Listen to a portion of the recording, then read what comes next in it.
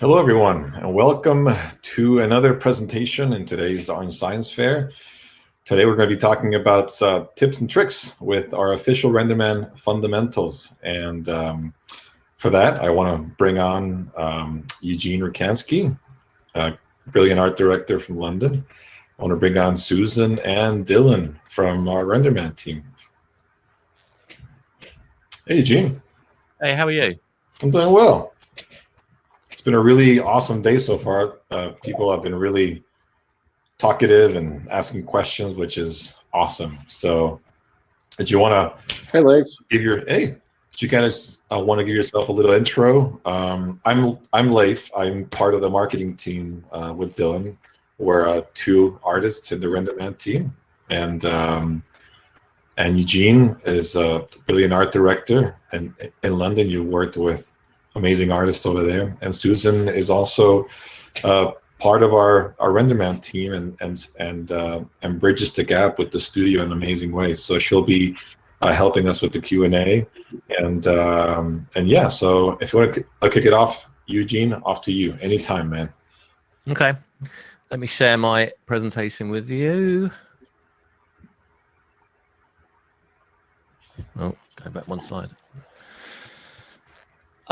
So for those of you who haven't seen it before, the RenderMan Fundamentals can be found on the RenderMan website, and it can also be found on YouTube and also on Vimeo as well. And I'm lucky enough to have the position of taking all the sort of knowledge of from inside of Pixar, mixing it up with my commercial background, and then bringing that into a whole series of training videos, which I really enjoy.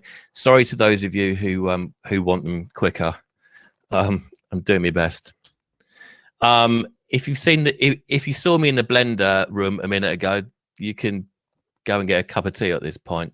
But I just thought I would give you a very quick story before we began about my kind of commercial background and how it really sort of all started by building a 7-foot missile. And back in 2002, I kind of decided that I want to work with the Prodigy, and all I had to do was figure out who I knew who knew someone from the band. And luckily and oddly enough, I went to a wedding, and I'm sitting on the table with the guy who made the clothes of Keith Flint. So I bought him some more drinks and said, I've got a fantastic idea.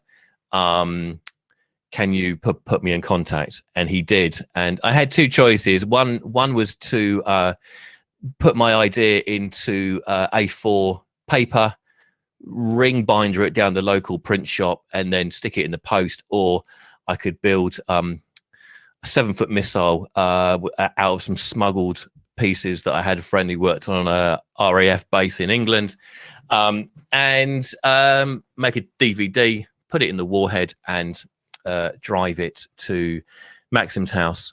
And I still work with them to this day. Were the police okay with that?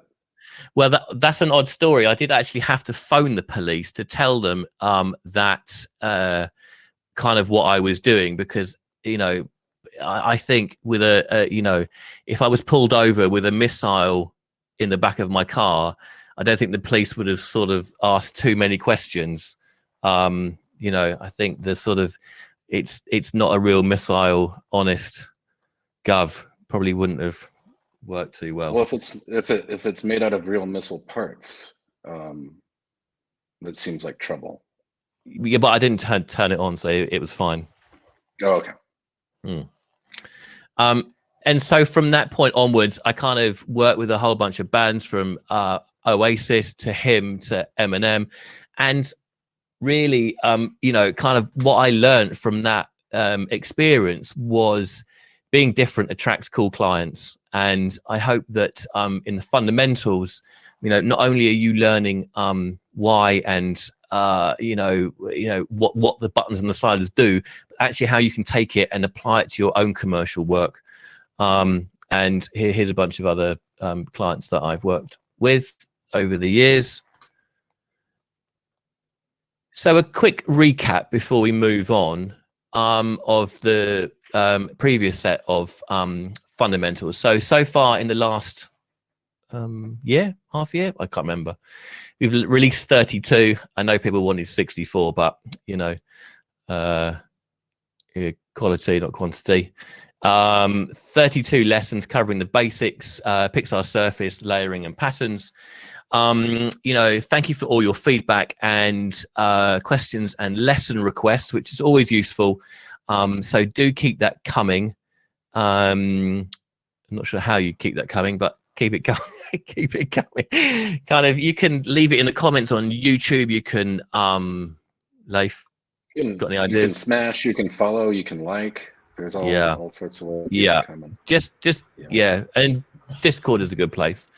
I think it's important to mention that you're not making these in a vacuum either. You have the full support of RenderMan team, and even the studio is. I don't do anything else.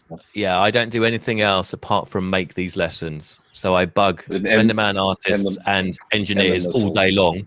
Huh? Yeah. What? And the missiles. Yeah. No, I've retired from missile building now. Tutorials by day, missiles by night. That's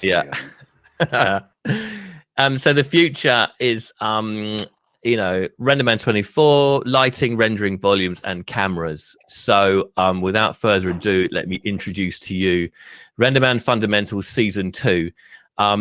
So Season 2 is not an official name. It's just I made a folder on my computer called Season 2, and it felt like a good thing. So we've done Season 1. We're into Season 2 now. That sounds good to me. Good, because you haven't seen these slides, so we might have a problem if you didn't like it. So featuring Point Ray's Electric. Ooh, I can't wait to see this one. Sorry? I can't wait to see Point Ray is Electric. I don't know what's going to well, I'm glad you asked, Leif. So Point Ray's Electric is actually the coolest RenderMan prop and kit studio. And what does that mean? Well, here's a logo for you. And the reason that I sort of do this, and you'll see as I go through this presentation, is that I like a theme. So for me to make things, I have to step back and understand, the design process beforehand. So, I start down where this, we have lights, but in the real world, every time you hire a light from a rental kit, they've got their stickers on it. So Point Ray's Electric has its own branding as well. It sounds like some kind of inside joke. It does. I'm gonna. I can't quite place it. I think it's full time. No. Maybe not. Maybe not. No, I think that's just you. Don't take a picture of the QR code. Well, actually, yes. Take a picture of the QR code, okay. And if you look through the textures, you'll see where they go. And there's an extra prize of nothing to the person who can figure out what the longitude and latitude on this sticker would be.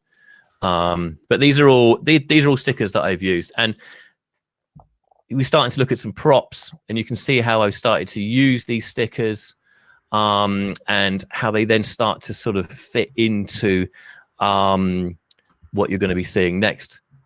Here's some bowling pins that sort of have a nod to old school RenderMan rendering. An homage. So you're going to be getting a free scene.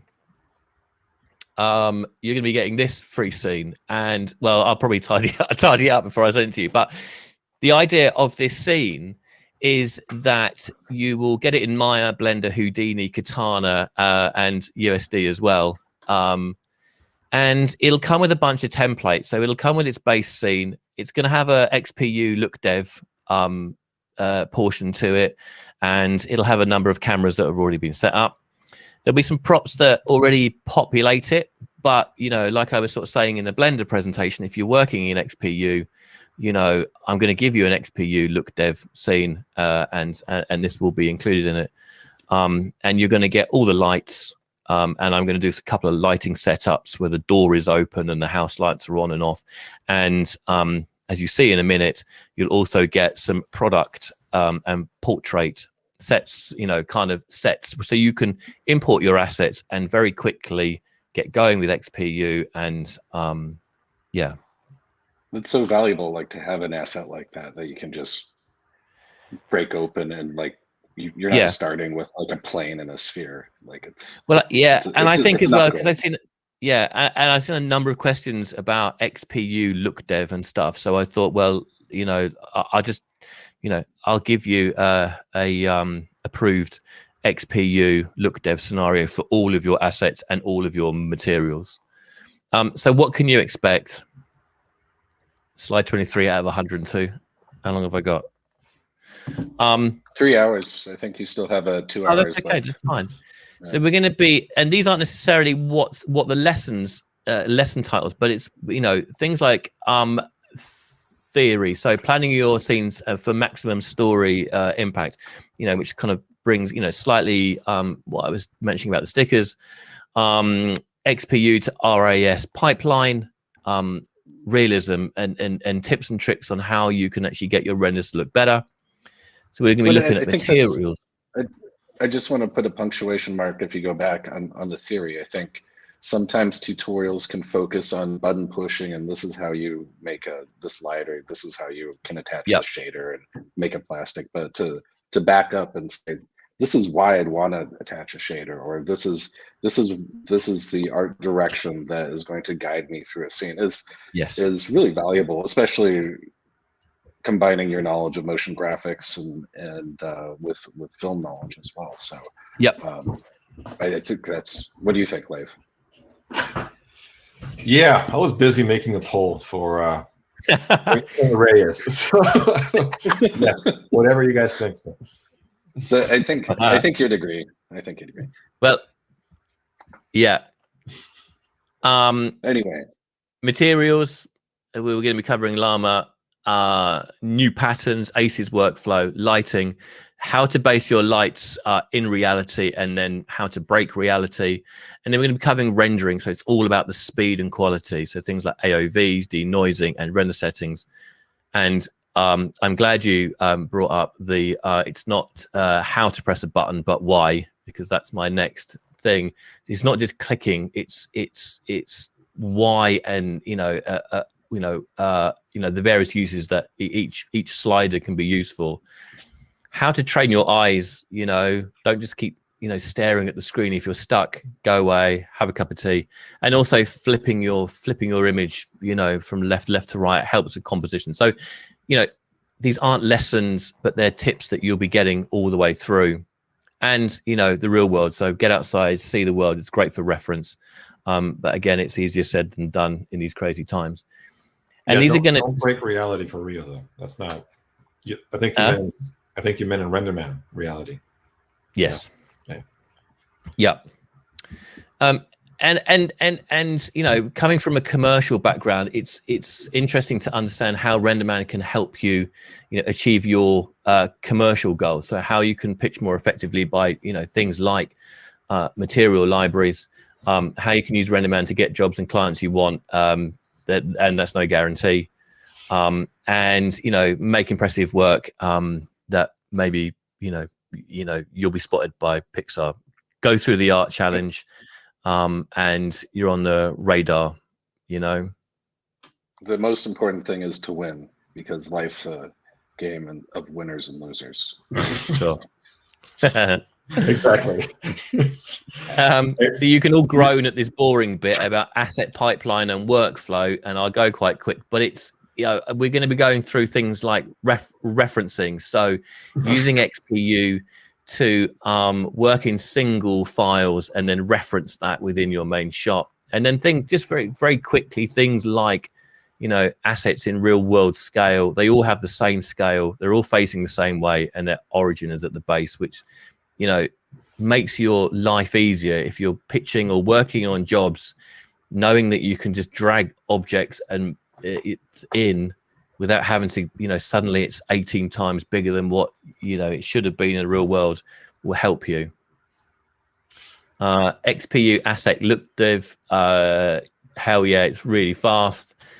If you've seen it in the Blender, one you've seen before. So look dev your assets in XPU, create material libraries in XPU, and then bring all that together and render them in RIS. And one thing that I've been thinking about, if you go back to the XPU thing, if when you're look deving the assets, it's really allowing you to have like unimpeded creative flow.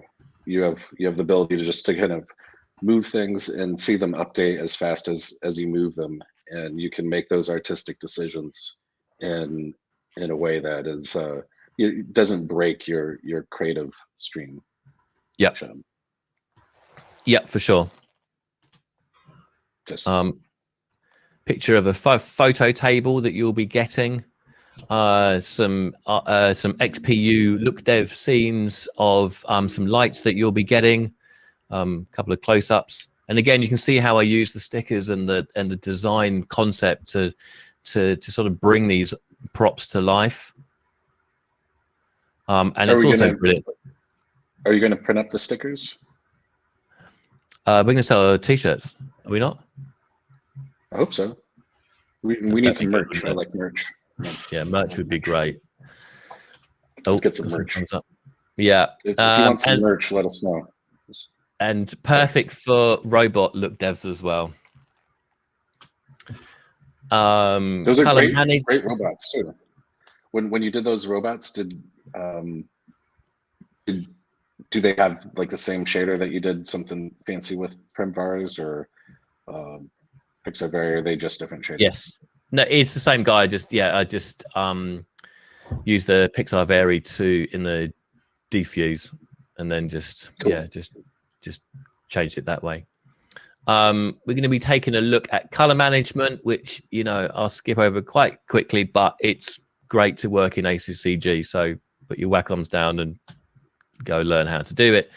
We're going to be taking a look at Substance Painter, which is really incredible, and the whole concept of just you don't have to sort of export all your textures and then load them all in and reconnect them. It's Philippe's done a great job of this one-click solution that just whizzes all of your materials straight out of Substance and into Lama or Pixar Surface. And it combines those ideas, right? Like this new plugin, I think, actually exports ACES ready textures and all that stuff. So yeah, completely. The Lama stuff and the color management. That's pretty could never be easier. The time is perfect. I mean, it can always be easier, I guess. But yeah.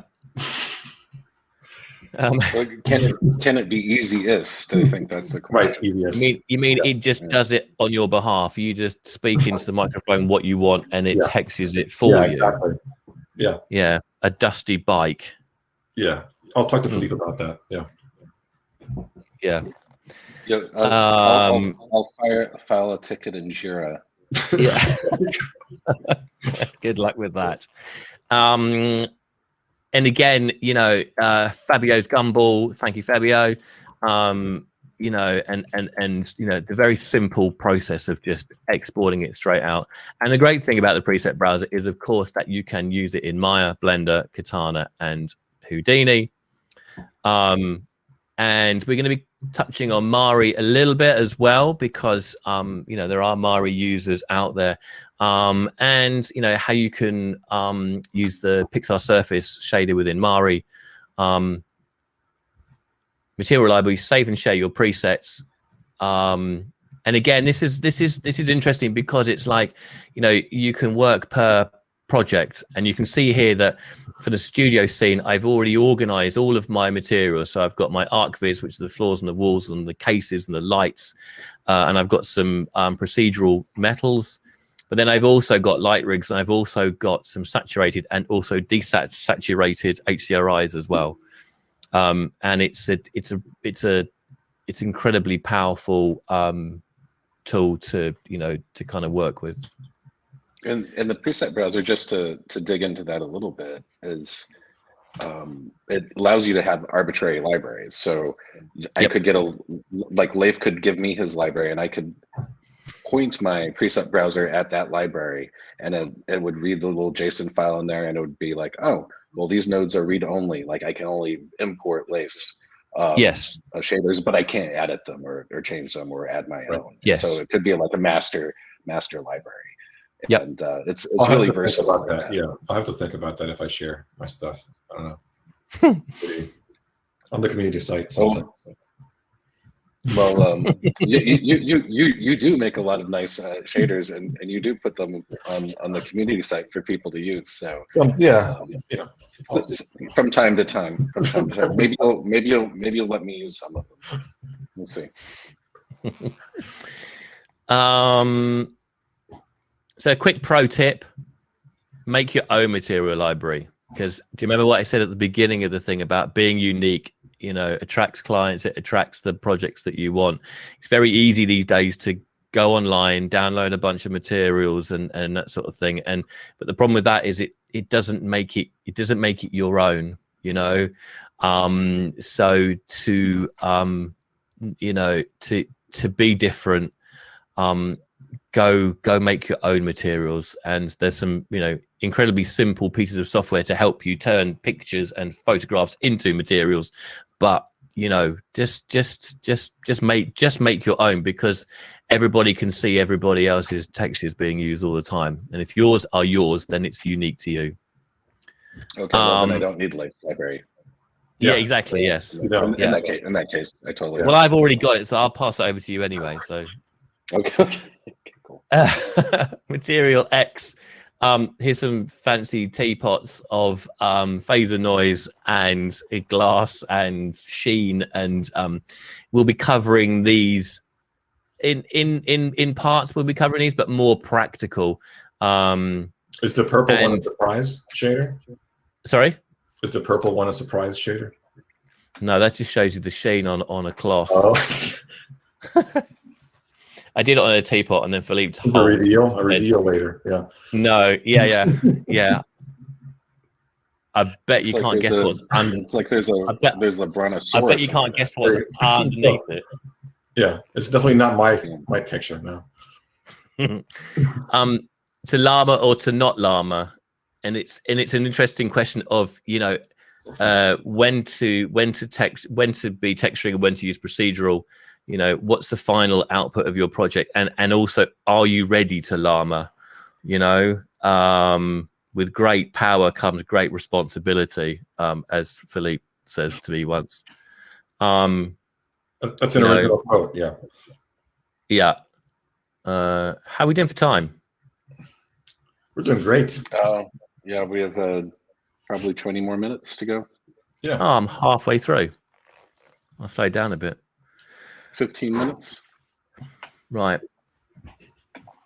So consider real world materials, which, you know, is a llama related thing. So, you know, how are they milled? How are they created in the real world?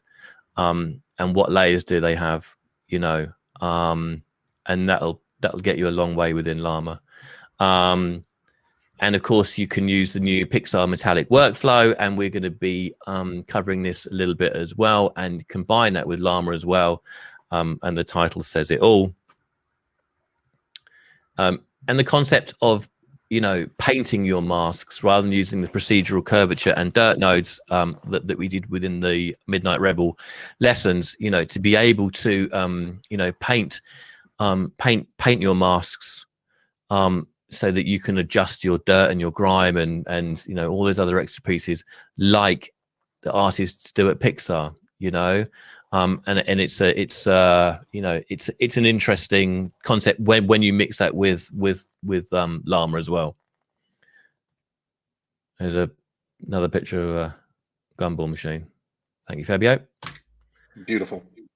We're gonna have a quick look at some Material X Llama car paints, and I took Leif's car paint and added some dirt over the top. Sorry, Leif. But again, it's that interesting concept of just, you know, understanding that not everything in the world is perfect. You know, I like automotive rendering, and I think something we will touch on, but you know, not all cars are perfect all the time. Here's some more cars. That's true. That's very true. Yeah, I think people have a tendency to really make their chromes on car wheels perfect. Like it's all perfect, you know. It's whereas you just look at any car. It's unless it's like, what a piece of brand new. junk. Yeah. Mm. Don't share this shader I gave you, Eugene, with Dylan, please. Make sure. Oh, damn it, Dylan! Can you send me that shader back I gave you yesterday? Yeah. You didn't open the file, did you? I said do not open. I already used it on my new car. Oh. Sorry, Leif. Sorry. Quick tip: camera personality. Too many artists just treat their camera as a lump, and as if it wasn't a real camera. And it's always perfectly straight. And always try and add motion and character to your camera. And it's something that I think just not enough people do. And if you're stuck on composition, just find some reference, or even better, go out and take some pictures. Someone once was trying to make a picture, inside a phone box. And I just said, well, just go outside and take a picture at the same angle that you want inside a phone box, and then you'll know exactly how it's supposed to look. Bump to roughness. It's good advice. Thank you. And again, we touched on this in the Blender one, but it's this, really fantastic new feature that we're going to touch on it briefly, but it's the idea that when you're close up to an object, it's using the bump, and when you're further away, it's using the roughness. And developed by Pixar, so it's incredible that everyone gets to be able to use it. And it just means that when your object is further away, it's difficult to see, but on the far right-hand robot, he's far away, but you can still see the scratches. Whereas the cool thing that I like about bump roughness is like not only does it keep that like level of detail as you go out with, but like because of that, it's like sampling less, because the renderer knows what the detail looks like. And with one texture, you can actually drive anisotropy, bump, normal, roughness, all kinds of things by piping one thing on there. So it's super slick to like maintain detail. Yeah, it's fantastic. And again, here's a bowling ball that has bump to roughness. Again, quite difficult to see on these slides, but trust me. I can see it. It looks good. But you have to use it wisely, because the files are huge. And Leif might know more than I do about it, but I don't know if it's recommended to use it all the time. I guess it's recommended to use it on objects that are going to be at varying distances. There's all kinds of ways to go about that. You can use, it works well with tileable textures. You can actually pipe like a multi-tile, like hex tile, to a bump roughness. So you could potentially use like a super lightweight texture, and it'll make it from 1 meg, it'll make it 10 megs or whatever, but it's reasonable. If you load up a 4 or an 8K texture, you might be looking at a really large data set, but that might be worth it to you for a hero character, So since IO now is a lot cheaper than rendering, it's worth it, Yeah. We're going to be touching on lighting. So which light does what, and what job will it do for you? Compare real world lights with RenderMan lights, and then we're going to learn how to craft. And this is all within this scene. We're going to break this scene down. And one of the interesting things, I'm not sure if it's overlooked by most people, but the Pixar portal light. So here we have a render of, our scene, and it's just got the house lights on, and then in this version, someone's opened the big doors, and the light coming through is driven by the Pixar Atrium HDRI, and then the portal light just focuses all of that light, light and what's the word I'm looking for? Rays, only through where the portal light is. So we're going to be touching on this because I think it's actually very creative, and incredibly using, very useful for all sorts of things, including, architectural Yeah, Portal's cool because like the environment light is going to be all around the scene, right? Like it doesn't know where the window is, right? So like the portal light tells like the environment like where the window is, where the door is, and it kind of puts all the samples in that area, and it makes everything just kind of a lot faster. It makes it efficient. Yes, efficient's the word. Like there's an environment. Who opened the door? Is it that person that doesn't like aces? It's probably Philippe. Yeah, Philippe definitely opened the door. Probably Philippe. It's probably coming. Yeah. So another tip for you, lighting variation. You know, no two light bulbs are the same color and intensity. So always make, you know, very simple just to go, oh, I like this light, I'm going to duplicate it over here, but no two lights are the same. So always make them different colors, different intensities. And if you're a Maya, you know, you can have a go at using mesh to add character and flicker to your lights by taking the breakout node and plugging that into the intensity or color or whatever you like of your lights or mesh lights, particularly good for flickering neons. Or you can use scripting to add randomization and if you're cool, scripting, yeah, definitely. Yeah. We're going to be taking a look at new patterns. So again, you know, the new phaser noise, which looks like this.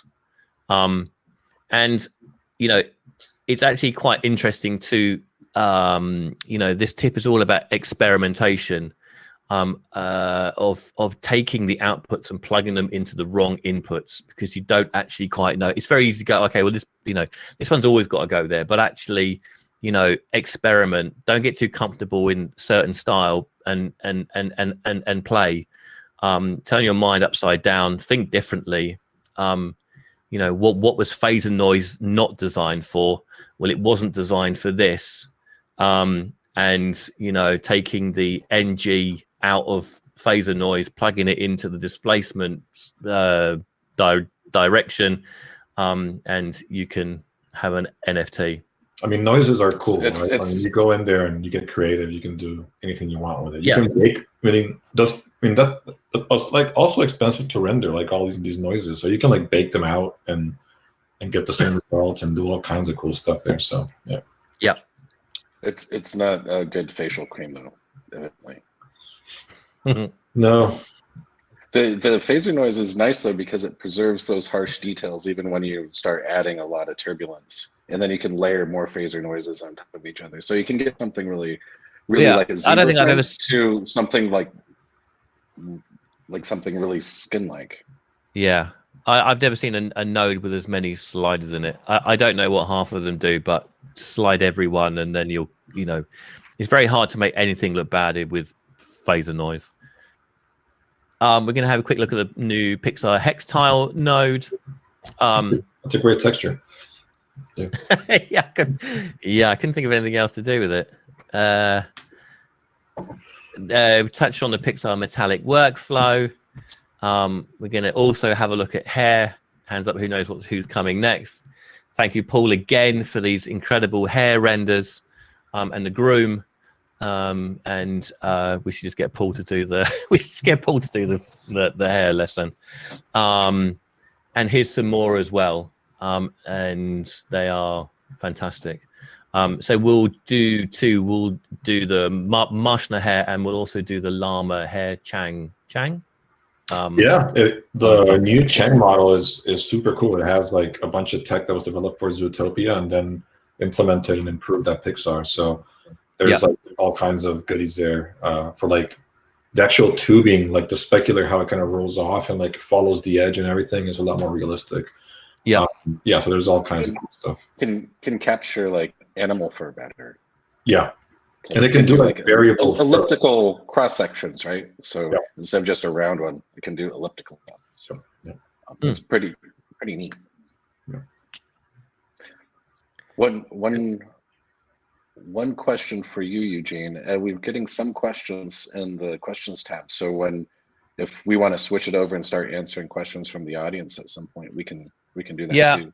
I mean, I've got another 30 slides, but we can, let's do some questions. It's good. It might be fun to do some questions. To invite Susan back on the panel. Yeah, let's do that. I think that's a great idea. And then she can moderate some of the questions and interrupt. Hi, folks. Yeah. What thank do you you think for of inviting me in. What do you think of Eugene's stuff so far? Oh, it's amazing. I'm actually a huge fan of really well done tutorials, and I just enjoy listening to and watching Eugene tell us about RenderMan. In fact, I was just kind of interested to find out what's your favorite tip or trick after learning about RenderMan 24 to do the new tutorials, Eugene? My favorite tip? Don't know. Is it an impossible question? Is it impossible? It might be impossible. There's too many. Yeah. Yeah. I'll get back to you on that one. No worries. Well, let's go to the questions tab and ask a few of the things that are coming up there. Obviously, the most popular question is, when will lessons for the RenderMan 24 be available? Well, I've got a volume one that we're going to release pretty soon. So I've done that. So I want to get volume fog out of the way. I mean, you have the folder created, right? Season 2. So the folder is created. Yeah. The scene is done. We're halfway there. Yeah. That's it. Yeah. Yeah. As soon as I can is the answer to that. But what I want to do is not just go do all the Lama ones and then not do any. We're going to try and mix it up a bit. I might have not put this before, but I'm going to post your latest work here on the Blender one. So yeah. In fact, and I think you do have some intro videos of the different features like Lama and stuff right now. So those are kind of like the teasers. And then what's going to happen is that we're going to have incremental installments, right? For the season. It's not like Netflix where we get all the episodes all at once. It's going to be a season where you have to wait. It's like Disney Plus. It's going to be more like HBO or Disney. Yeah, we're part of Disney, so it's Disney Plus style. There you go. I think the good thing is that I've done all of the hard work to create all of the assets. Now all I've got to do is just record them. Whereas before I had to make all of the assets and then record it. Where I've done all the base for, a plethora. Yeah, like this Blender one goes far beyond just a quick look. I mean, this is pretty in-depth stuff, and it goes into really cool features and everything. So definitely go. And I think with the Blender one, it was something that I started and then I stopped, and then I had to then pause for a week and figure out, and then do some other things because I saw some questions, and it was like where I was going with the Blender Kickstarter wasn't necessarily where people wanted it. So I started, saw a whole bunch of questions, and thought, okay, well, actually, I need to address this because people are going slightly wrong, or there was some advice that was, it's like, let me try and get everyone on track, basically, with things like XPU and bump to roughness and stuff. So, yeah. You can use the Velvet teapot to reveal the other ones. So what's the... Well, and one thing to mention is that, to give Eugene a little bit of cut him some slack, is that for 24, we're rolling out, an entirely new renderer and a bunch of new features, and there's so much stuff. And we usually haven't committed to actually producing like high quality tutorials for a release like this. So this is really kind of a big investment on our part. And Eugene's going to be busy working on this, but this is a big investment in kind of our users to provide them the materials they need to get up on the new software. Yeah, I know there's a first for it, and in theory you could just knock them out. But actually, I want them to be, good and interesting, and they sound and look great, and that unfortunately takes a little bit more time. They're coming. Yeah, it's gonna be awesome. So just to address one of the other questions in the questions panel, OSL plays a newly prominent role in RenderMan 24. Do any of your current or upcoming tutorials kind of go into OSL in more detail and how it can be used in RenderMan? No.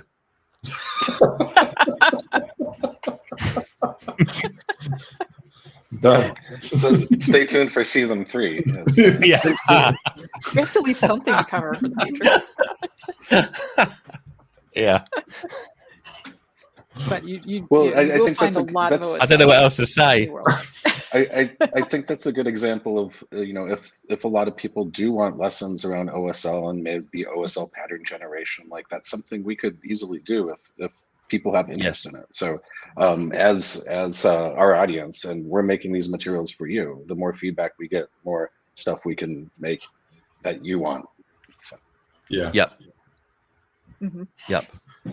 And I think in those cases, to get a guest person in who knows OSL, like Christos, to get him and come in and teach it alongside of me.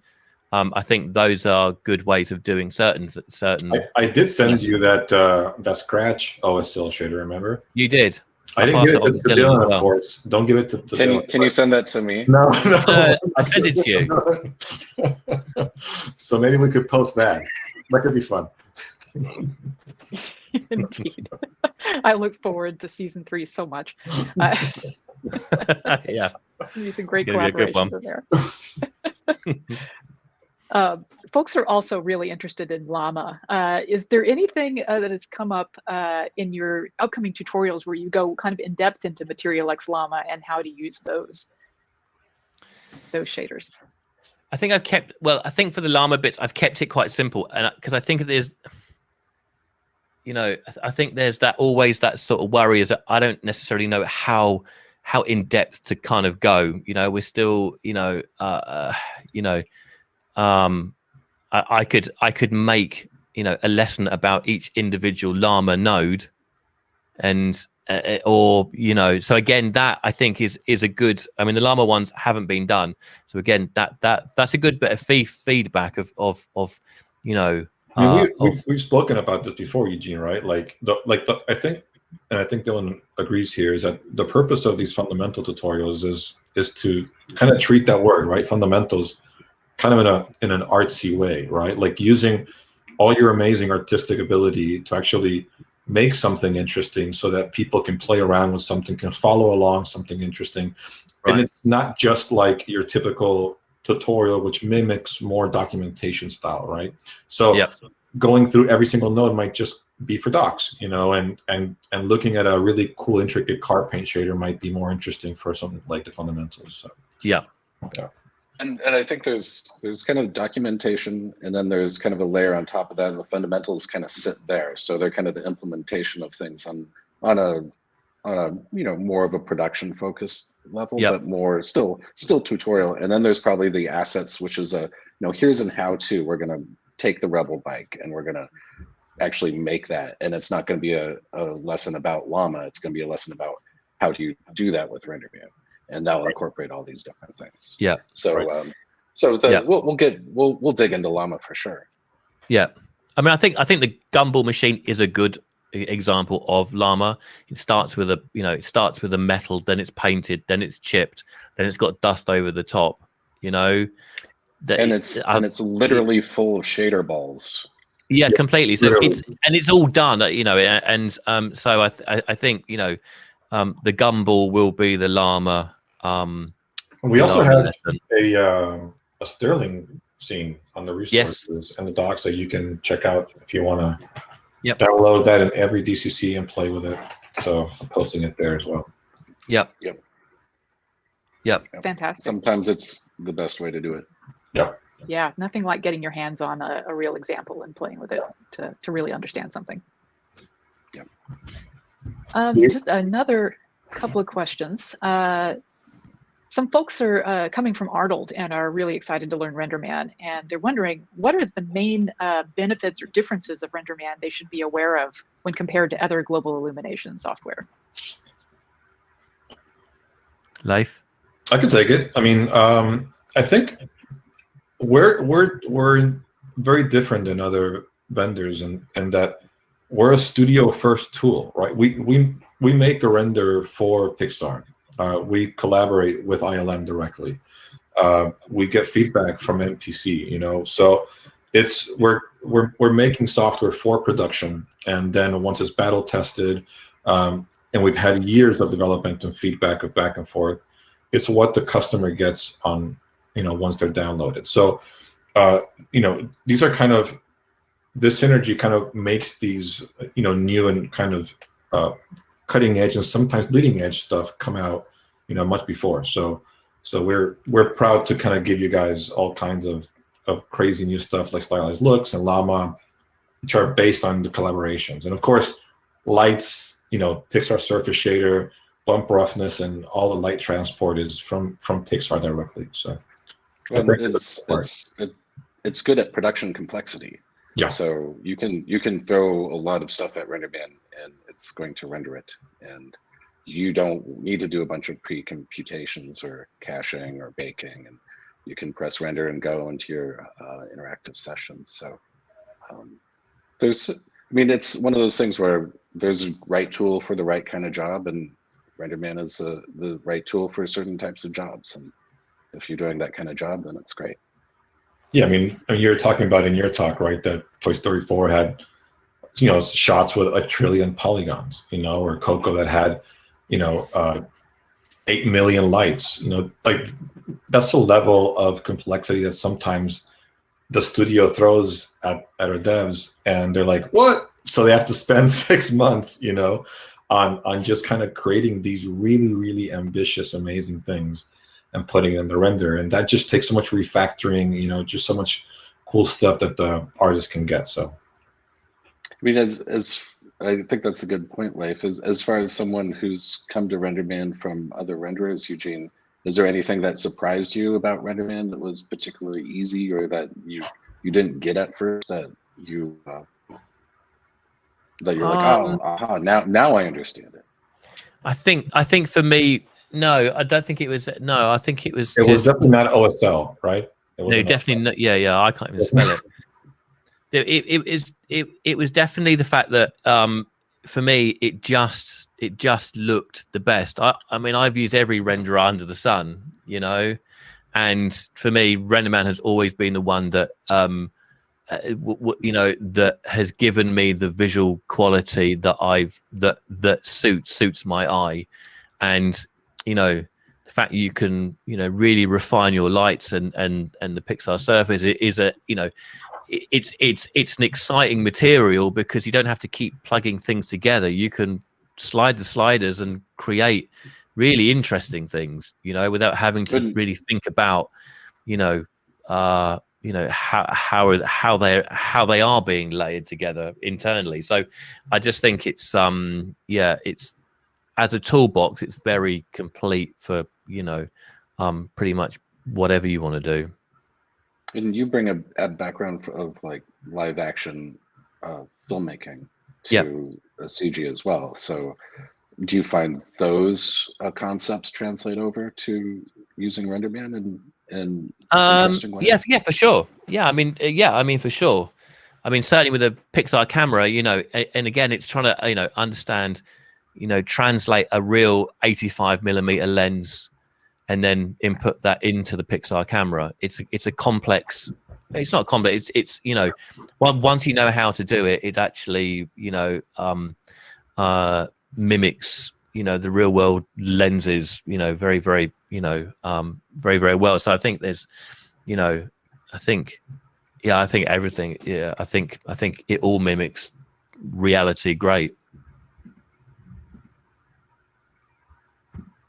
Cool. I think we have a few more minutes. So before I go on, Eugene, is there anything else you wanted to cover? Don't think so. Well, there's a lot of words. We could go over some of the slides. I guess you have some slides left. We could probably cover some rendering topics as we get new questions. Some slides, I think there's like 85. Well, we maybe only got 400 this question left. might help target it a little bit. One of the folks in the questions asks, do you have any tips on the game we all play with sampling, render side versus camera light side, to get the best quality in the smallest amount of time? I'm slightly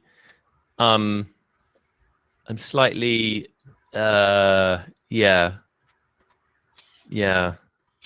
I'm not sure. I mean, I'm slightly lazy in that respect. Is that you know, I have numbers that I always try, and you know, I mean, luckily it comes with a bunch of presets, but you know,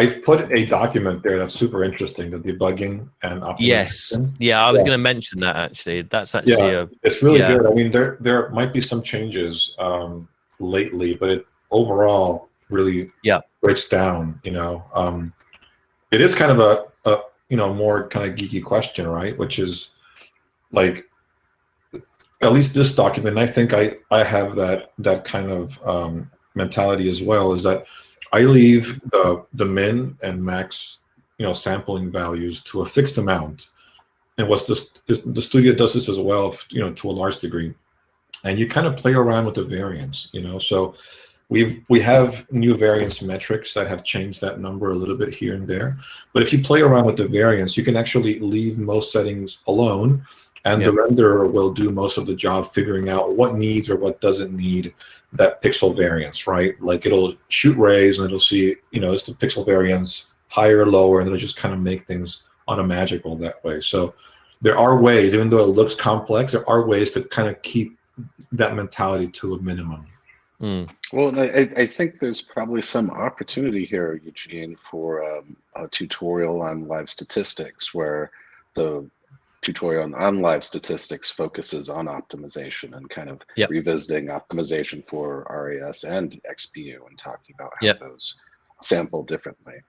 Right, because like in 23, you know, you have to save XML files, open them up in Chrome, and get this really cool detailed stats. But now it's like all live, which, you know, and it reacts like to the sampling settings and everything live. So you can actually make tweaks and see how stuff is going faster, you know, or not. So it's really cool to troubleshoot. You attach that shader and watch the shader, you know, computations go way up, and then you can be like, oh, what can I do to reduce that? And then you can go through and prune that sort of stuff. So I think that could be a lot of fun.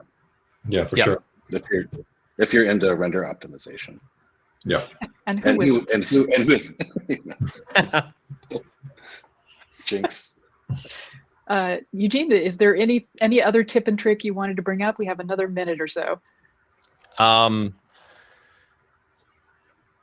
This one was about NPR experiments. You know, Dylan's shown you all the fantastic things you can do with it.